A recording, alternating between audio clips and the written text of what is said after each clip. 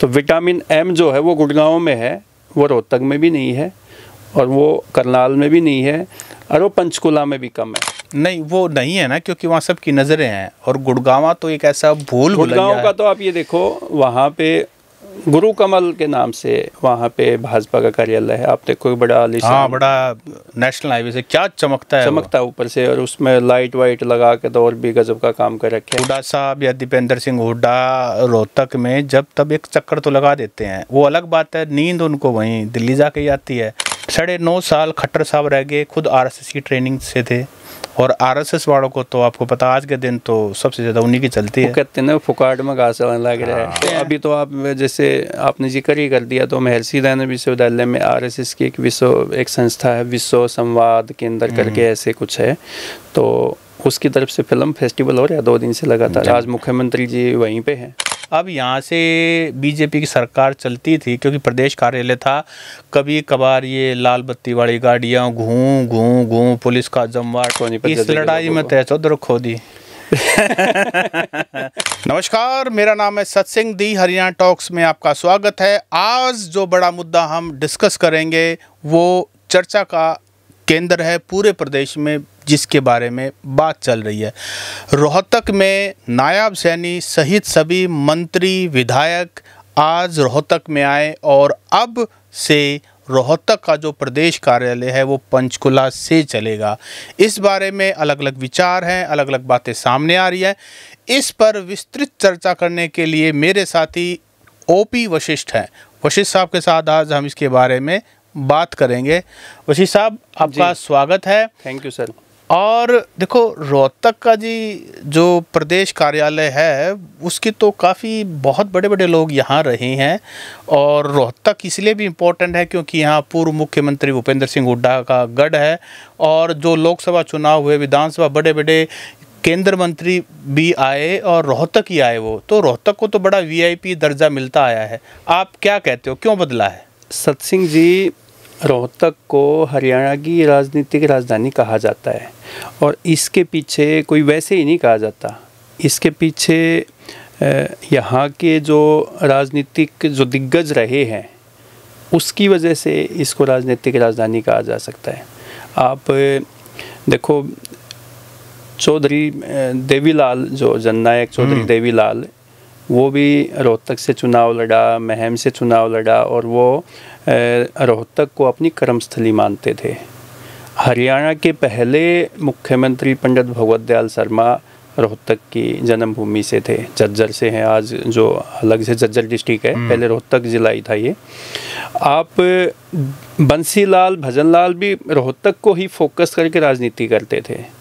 फिर बाद में एक दौर आया जब चौधरी भूपेंद्र सिंह हुड्डा, उनके पिताजी चौधरी रणबीर सिंह हुड्डा जो स्वतंत्रता सेनानी है, और पंडित श्री राम शर्मा जो स्वतंत्रता सेनानी रहे, बहुत बड़े वकील भी रहे।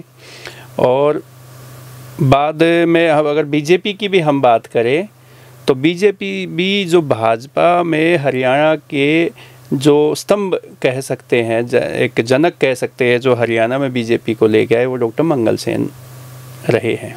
7 बार रोहतक से विधायक रहे, और वो चौधरी देवीलाल के साथ डिप्टी सीएम के पद तक भी रहे हैं, और वो उन्होंने ही भाजपा को हरियाणा में स्थापित किया। तो ये रोहतक की जो राजधानी जो कहते हैं पॉलिटिकल राजधानी, वो इसलिए कहते हैं कि ये इतने दिग्गज लोग जो रोहतक से जुड़े रहे हैं, रोहतक से रहे हैं। और यहाँ पे भाजपा का आप ये देखिए, जब डॉक्टर मंगल सेन जो का निधन हुआ 1990 में, तब भाजपा का ऑफिस यहाँ पे शिफ्ट हुआ, और पहले सोनीपत रोड पे किराए के भवन में ये ऑफिस था।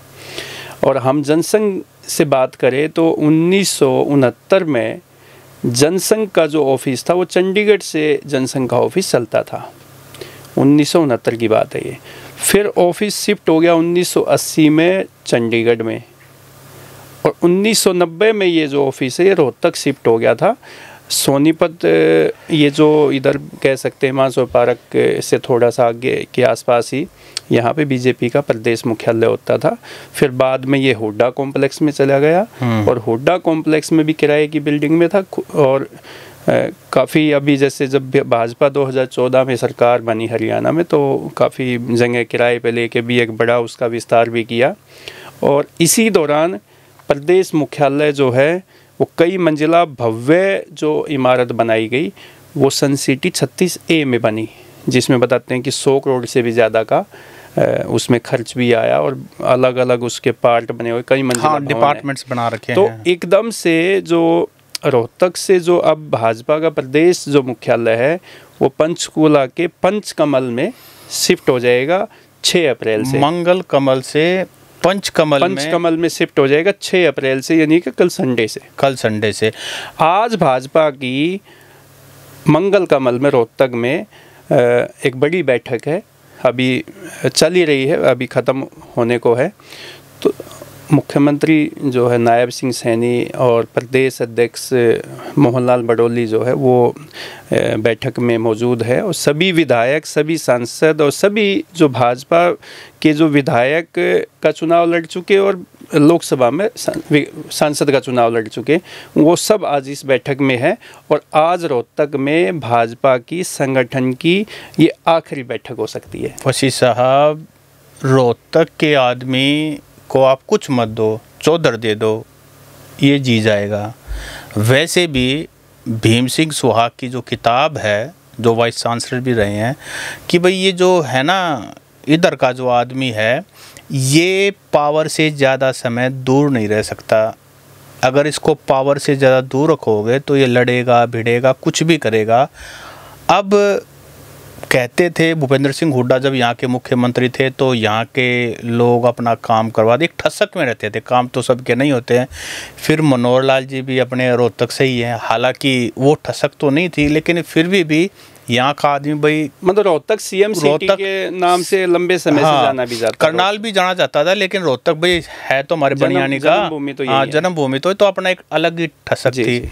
फिर अभी विधानसभा चुनाव आए, विधानसभा चुनाव में हुड्डा साहब ने फिर चलाई रोहतक की चौधर, मैं थारा तम मेरे, वो भी नहीं चल पाया। अब बीजेपी ने सब कुछ करके अब यहाँ से बीजेपी की सरकार चलती थी, क्योंकि प्रदेश कार्यालय था, कभी कभार ये लाल बत्ती वाली गाड़ियाँ घूं पुलिस का जमवाड़ा, एम्बुलेंस सिस्टम जो है ना, ये जो पार्टी का जो कार्यालय होते हैं, एक तो यहाँ से सरकार नहीं चलती, जो पार्टी सरकार में होती है वो अलग बात है कि भाई जैसे संगठन, लेकिन जैसे प्रदेश के जो कार्यालय होते हैं या किसी भी पार्टी के जिले के जो कार्यालय होते हैं उसमें संगठन की कार्य प्रणाली जो है वो की जाती है, प्रशासनिक जो काम होते हैं पार्टियों के वो होते हैं। लेकिन जब संगठन में तो जब मुख्यमंत्री आएगा तो गाड़ियों का तो जो होटल तो मैं कह रहा ना, अपने लोगों को वो लंबा काफिला और वो बड़ी आदत सी बनी हुई थी। अब हुड्डा साहब तो हार गए, अब चुनाव होगा 5 साल बाद, और कहने कहाने को एक बीजेपी का यहाँ स्टेट ऑफिस था, कभी कभार मुख्यमंत्री दिख जाते थे बड़े बड़े, रोहतक के नाम पे बहुत कुछ होता था। लेकिन अब तो मुझे लगता है कि अब वो नाम भी नहीं बचेगा, अब तो सब कुछ चला ही गया। देखो, इनेलो का हमारे इस इलाके से बिल्कुल सुपड़ा साफ हो चुका है, जननायक जनता पार्टी का हमारे इलाके से कोई नाम लेने वाला नहीं है, आम आदमी पार्टी का हमारे यहाँ से सुपड़ा साफ हो चुका है, कांग्रेस पार्टी का थोड़ा सा अभी हरियाली है इस इलाके में, लेकिन जो संगठन जो नहीं बन पाया, और संगठन तो लंबे समय से बना ही नहीं है, तो संगठन चलेगा कैसे? तो चलाने के लिए उनको तो ऑफिस की ज़रूरत है, क्योंकि संगठन है ही नहीं, तो चलाएंगे कैसे?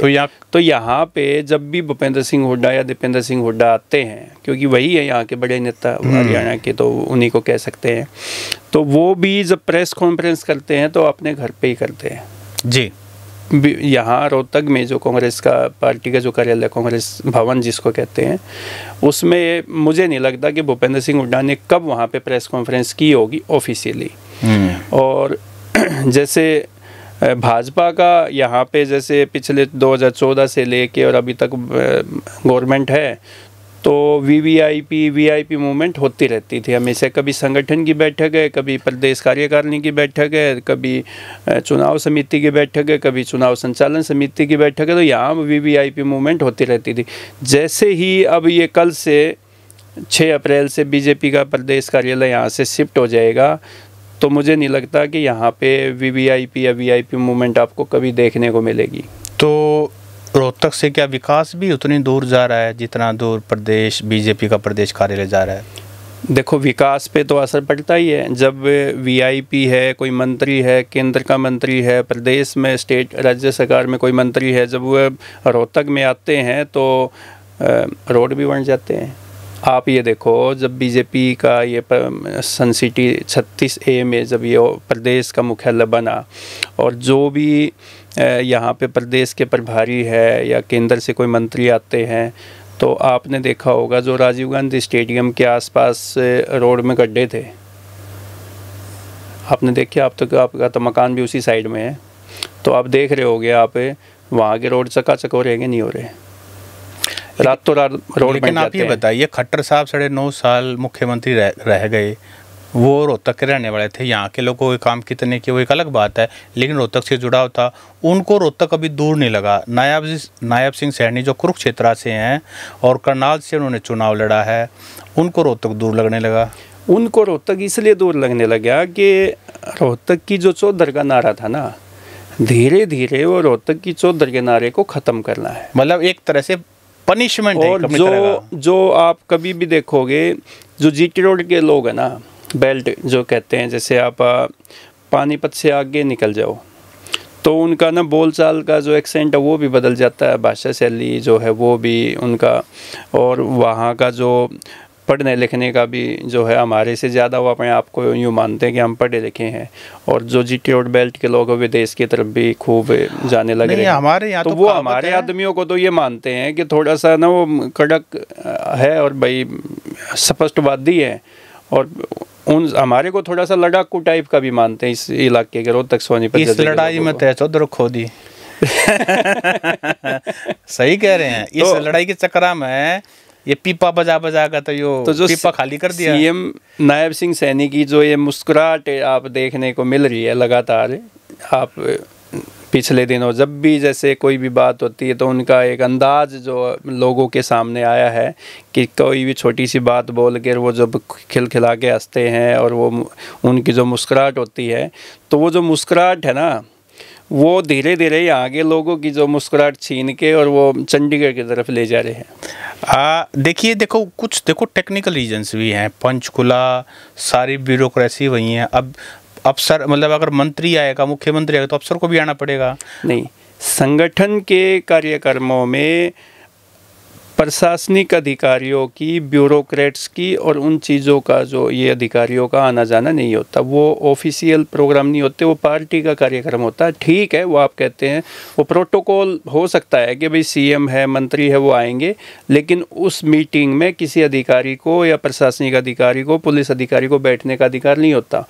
संगठन की जो मीटिंग होती है वो संगठन की पार्टी की बैठक होती है, वो सरकार की बैठकें नहीं होती। सत सिंह जी सर, ये बैठ के बूठ के कुछ नहीं, सब ने पावर का मज़ा लेना। यहाँ तो आरएसएस का भी बड़ा दफ्तर है।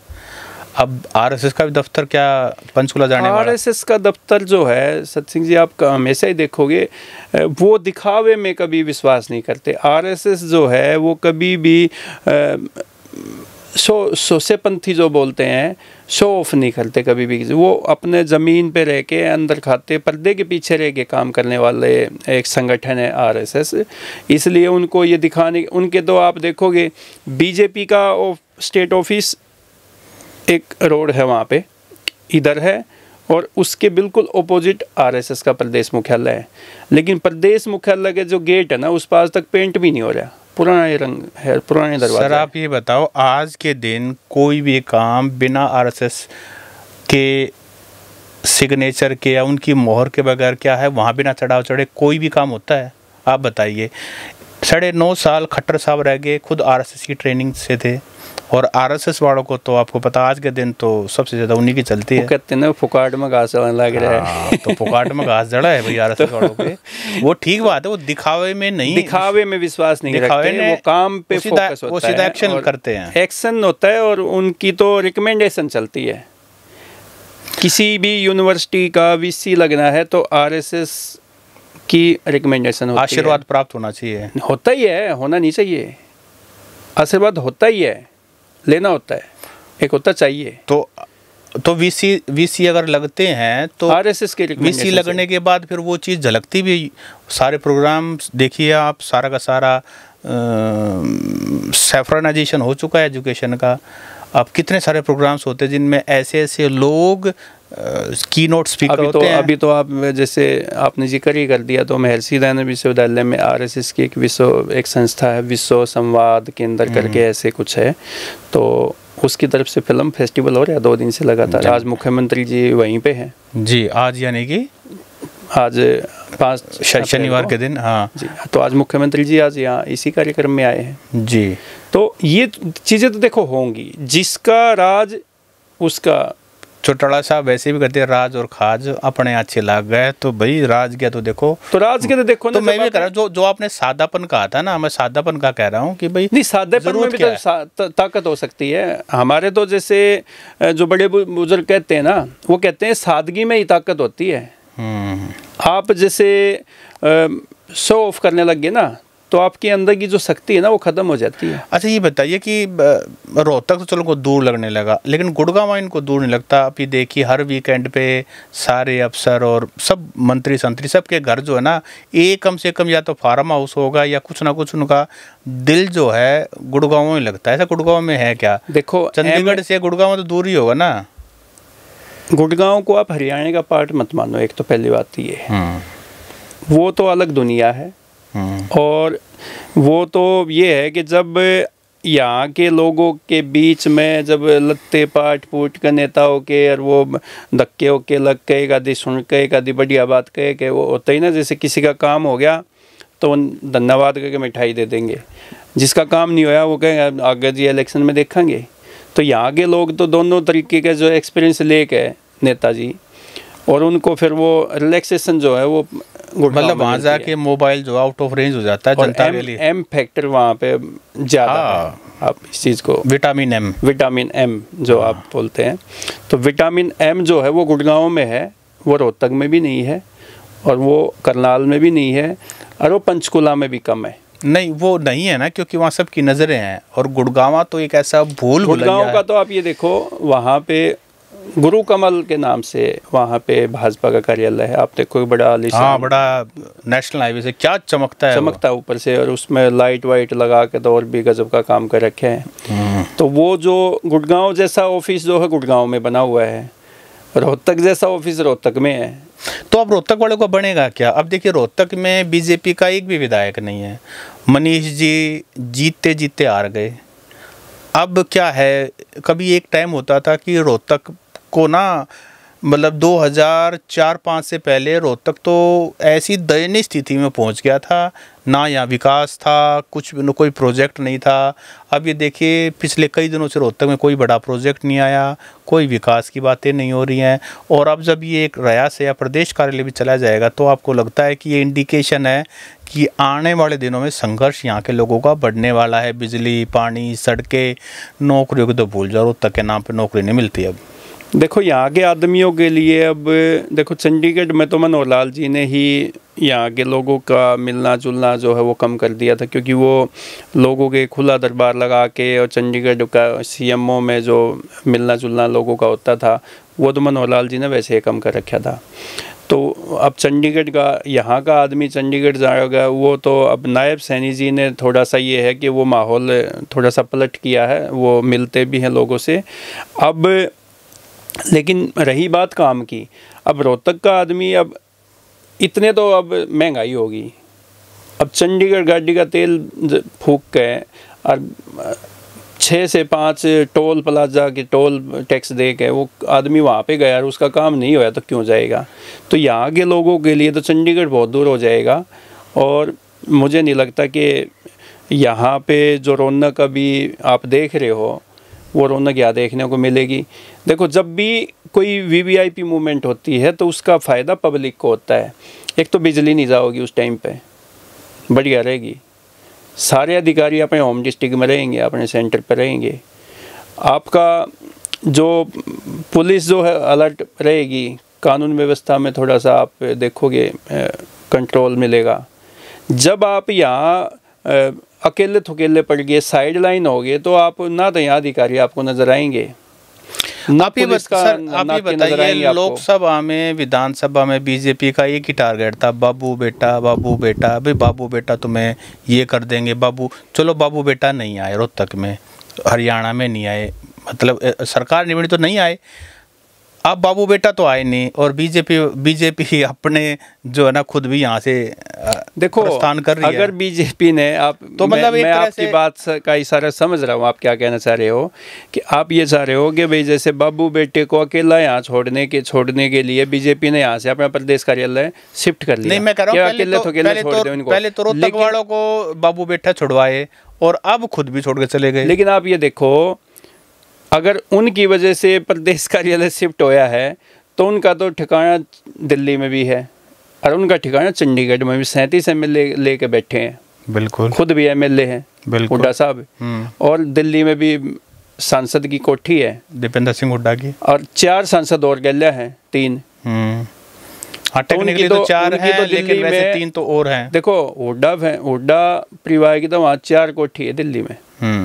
एक दीपेंद्र सिंह हुड्डा की, रोहतक से सांसद है, हिसार से सांसद जयप्रकाश की, वरुण मुलाना अम्बाला के सांसद की, सोनीपत के सतपाल ब्रह्मचारी की, ठीक है। शैलजा की कोठी पे हो सकता है कि वो आना जाना चलो है तो कांग्रेस पार्टी की नहीं, जो हुड्डा की चार की मैं बात कर रहा हूँ, तो उनकी तो 4 कोठी दिल्ली में है और 37 MLA है।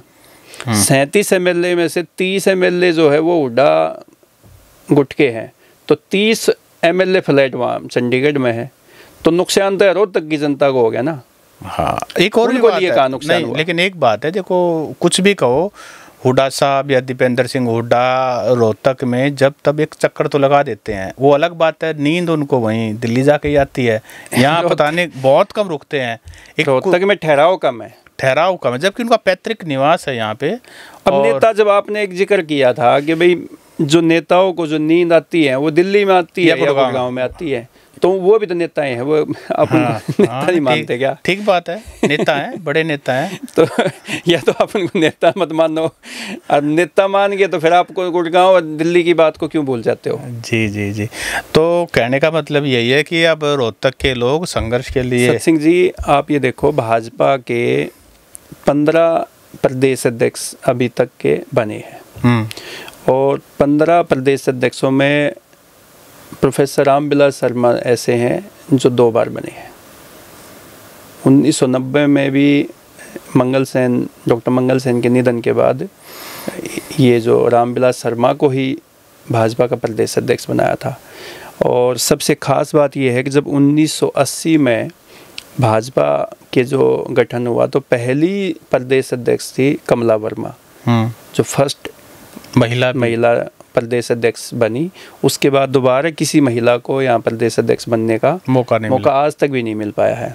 हालांकि यहाँ हरियाणा से प्रदेश की महिलाएं दिल्ली में CM तो बनी है, दूसरी महिला है अभी, पहले सुषमा स्वराज बनी थी और फिर जो है ये अभी रेखा गुप्ता जो है वो भी हरियाणा से संबंध रखती है।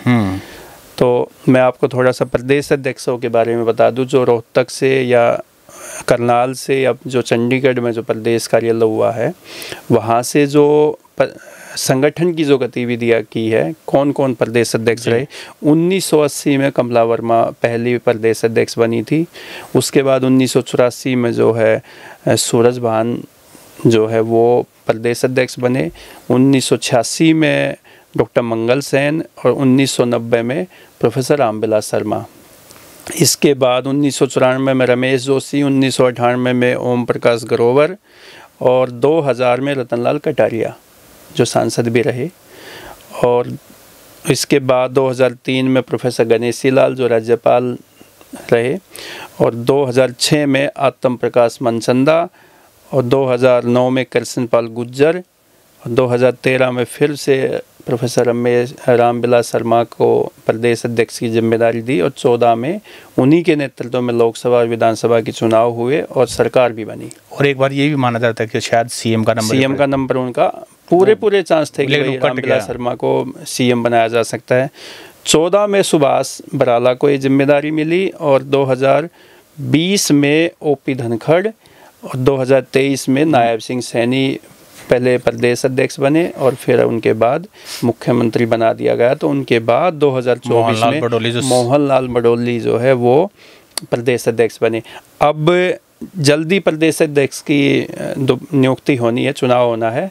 अब देखते हैं कि वो मोहनलाल बडोली को ही दोबारा जिम्मेदारी मिलेगी या कोई और किसी को जिम्मेदारी मिलेगी। और थोड़ा सा कंट्रोवर्सी चल रही है, जो भी प्रदेश अध्यक्ष अब बनेगा वो पंचकुला के ऑफिस में बैठ के संगठन की गतिविधियां चलाएंगे। जी, और वैसे हालांकि कई नाम है, बडोली साहब का थोड़ा कंट्रोवर्सी जो रेप को लेकर के एफआईआर चल रही है। अब देखिए वो तो पार्टी तो ने अगर उनका नाम जैसे अगर वो उनको नहीं बनते और ब्राह्मण समाज से ही बनाना है तो अजय गौड़ का नाम भी बहुत आगे है जो, और प्रदेश अध्यक्ष की दौड़ में और भी कई चेहरे हैं जो चले हुए हैं जिसका नाम। जी, लेकिन इसके शिफ्ट होने का जो भाजपा एक जो कारण बता रही है कि हमने शिफ्ट क्यों किया वहाँ पे, एक तो ये है कि वहाँ पे जो पंचकमल जो भाजपा का प्रदेश कार्यालय है वहाँ पे 600-700 लोगों के लिए बैठने के लिए एक सभागार है, सभी कार्यकर्ताओं के पदाधिकारियों के लिए कमरे बने हुए हैं।